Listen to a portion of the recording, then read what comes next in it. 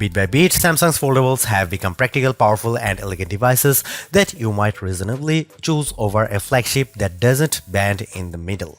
The new Samsung Galaxy Z Fold 6 is no exception, and it's a testament to how far Samsung has come since introducing its first foldable Galaxy in 2019. The Galaxy Z Fold 6 bears almost no resemblance to the original Fold, and the changes are all for the good in the areas that matter. Samsung unveiled the Galaxy Z Fold 6 at Samsung Galaxy Unpacked in Paris on July 10 alongside the new but perhaps less ordered Galaxy Z Flip 6 and a host of other new Galaxy hardware including watches, earbuds, and the eagerly anticipated Galaxy Ring. The Galaxy Z Fold 6 starts at $1,899 which is $100 more than the previous model. That model comes with 256 GB of storage and an ample 12 GB of RAM. I'll have more on say on the price hike later. It's on pre-order as of today, July 10, and will ship on July 27. There are multiple color options including pink and a few online exclusives including white and crafted black, though I think the navy blue may be my favorite. While Samsung didn't completely throw out the previous Fold aesthetic, its sustainability different in the Galaxy Z Fold 6. The handset is thinner and lighter than the previous model. In fact, it's so light at 239 grams that it's only 7 grams heavier than the single-screened Samsung Galaxy S24 Ultra. That itself is quite a feat. Granted, there may be some material differences like armor aluminum on the Galaxy Z Fold 6 versus S24 Ultra's titanium body, and the Galaxy Z Fold 6 feels noticeably lighter than the Z Fold 5 that I brought with me to Paris for the sake of comparison. The chrome edging is gone and I do not miss it at all, even though the button placement is unchanged and the fingerprint reader is the same. All the buttons look and feel better.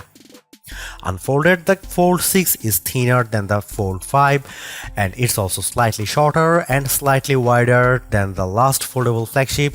In a quick comparison with the Google Pixel Fold, though the Fold 6 maintains the height advantage. The newly squared corners and visibly thinner bezels give the tablet-sized screen a more expansive and cleaner feel.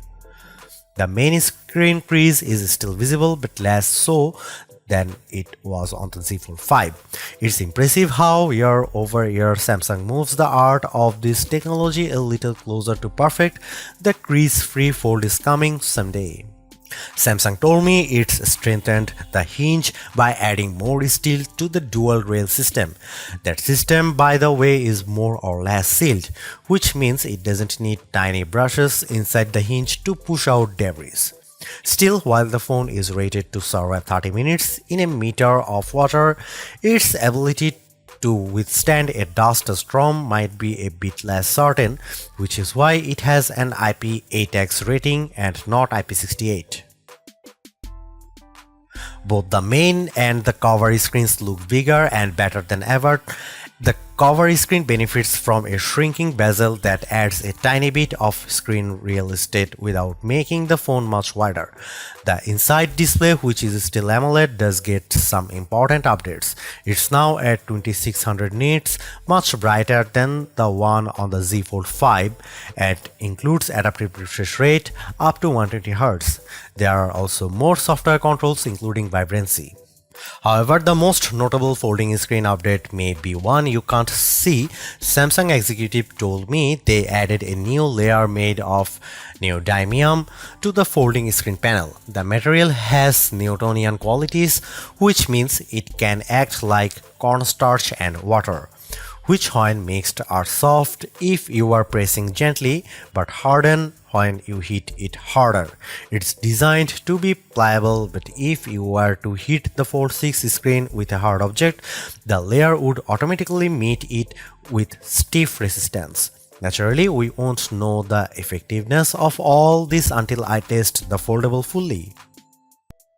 The Samsung Galaxy Z Fold 6 seems better than its predecessor, the Z Fold 5, in almost every way, should join our list of best foldable phones.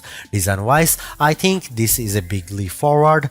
This now feels like a normal phone that just happens to split open to reveal a big main screen wonder, and it's a lovely screen even with that visible crease.